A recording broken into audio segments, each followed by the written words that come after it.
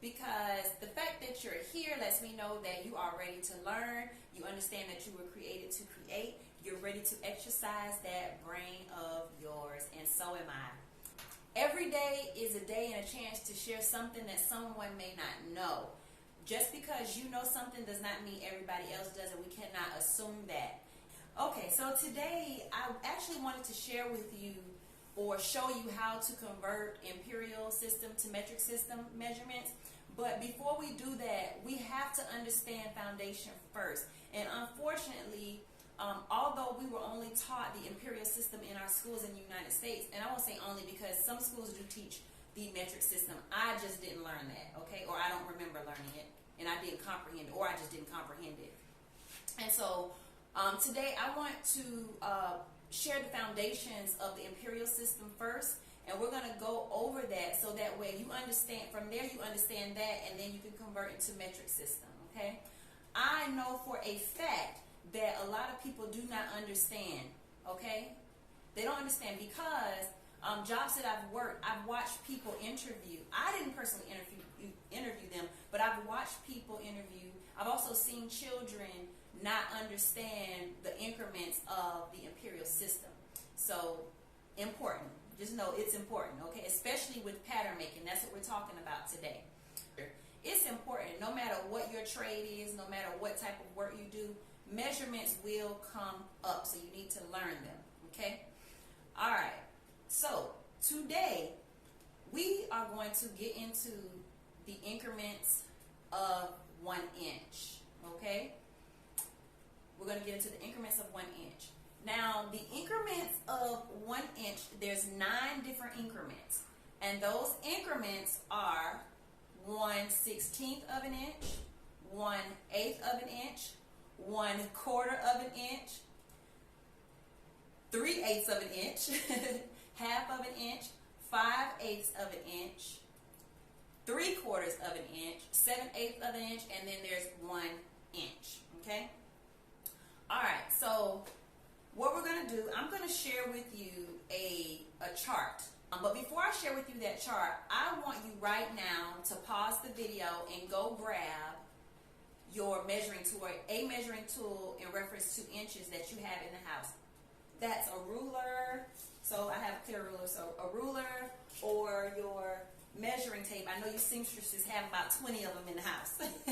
You might can only find one, but I know you got at least one of them lying around somewhere. So go grab that, and then I want you to refer to that as I refer to some of the guys that I have here, and we go over these increments with you, okay?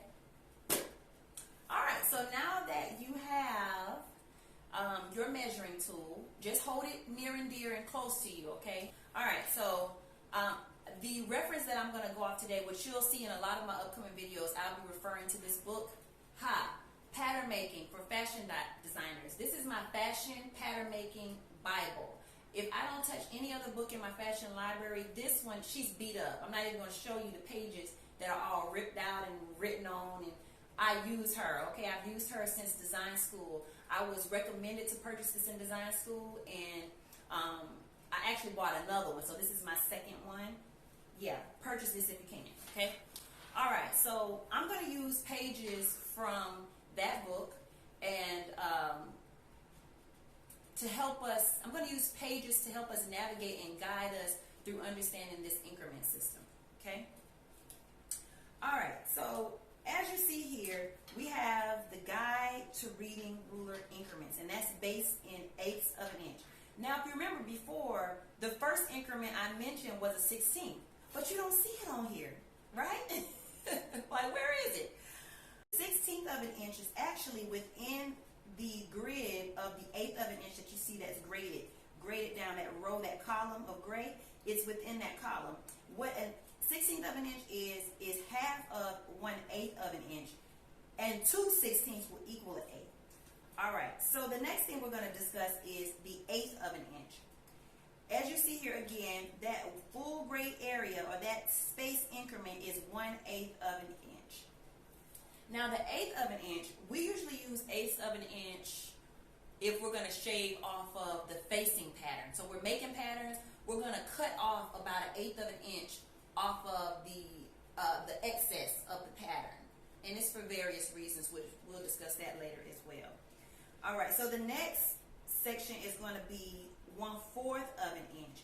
And as you notice here, if you notice and you look at the greater than, there is 2/8 shaded. 2 1/8 increments are shaded. And 2 1/8 increments equals 1/4. We use 1/4 of an inches, seam allowance usually on collars. So you'll see a lot of collars, areas that are really tight that might get bulky that you don't want to look bulky. So they use 1/8 of an inch because it's less fabric. It doesn't look bulky after the garment is sewn. So that's usually where the 1/8 of an inch comes in at. All right, so the next section is going to be 3/8 of an inch. What do you see here?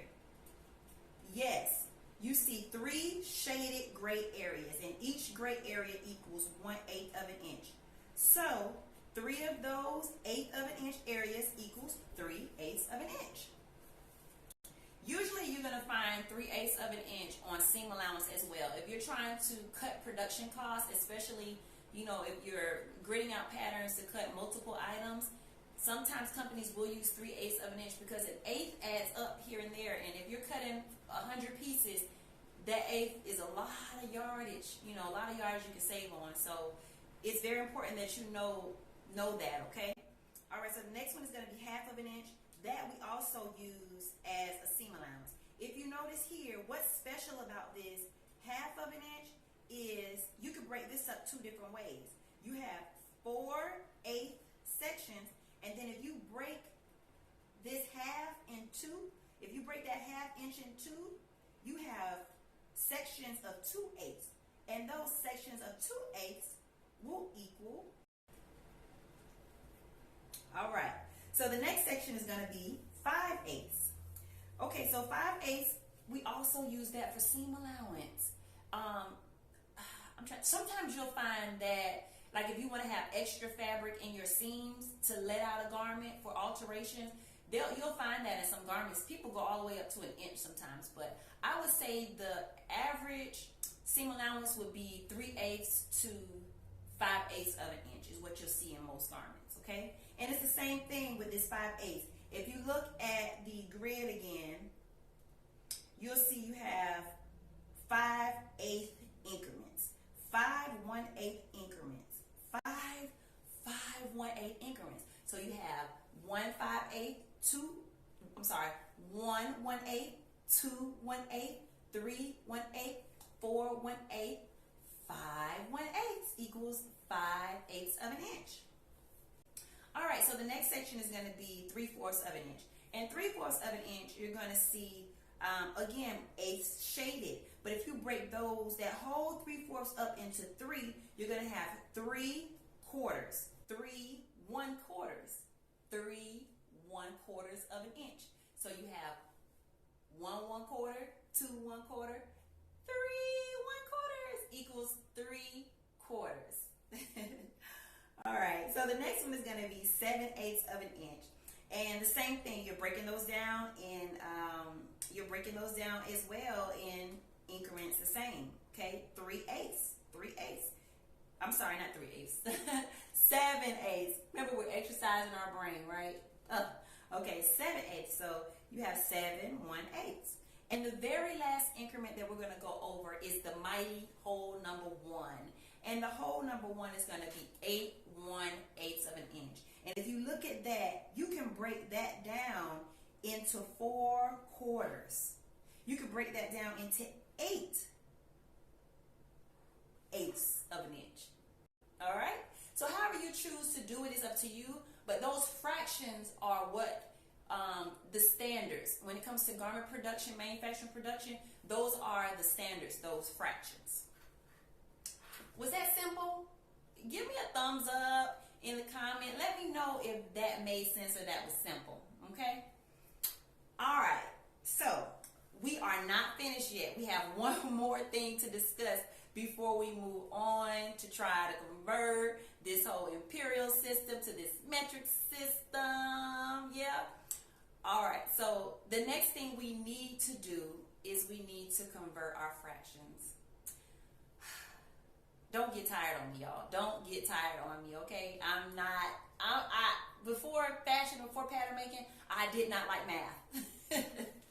But when I had someone actually sit down with me and go over with me and help me understand it, it made so much more sense. And now the only math I really like is pattern making. You tell me about anything else, I can't tell you.